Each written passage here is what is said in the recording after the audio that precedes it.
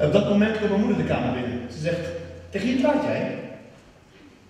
Ze maakt, ik vertel een verhaaltje. Aan wie? Aan mijn neefje. Dus die komt pas morgen, dat weet je toch?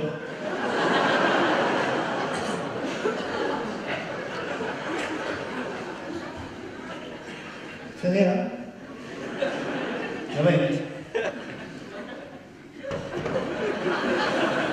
Dat weet ik. Ik was ook aan het voorbereiden alleen. Ze zegt, kom je eten? Ik heb het eten klaarstaan. Ik zeg, ja, maar kom eraan. Toen dacht ik, oh nee, ik zie nog steeds dingen die er niet zijn. En ik kijk naar het gordijn, in het kamertje waar ik sliep, en ik zie ineens het gezicht van mijn vader in de gordijnen. Ik denk, dit is niet goed. Ik zeg, pa, bent u het? Ik zeg, ik zie uw gezicht in de gordijnen. Zeg dan wat, geef een teken. En mijn moeder, tegen wie praat je nu weer? Ik zeg, tegen niemand. Kom dan, ja, ik kom eraan. Ik zeg, pa, ik woon even bij mama, die is ziek geweest. En ja, zelf ben ik ook niet helemaal. Ja, hoe moet ik dat uitleggen? Ik zie u nu in de gordijnen, dat is waarschijnlijk niet goed.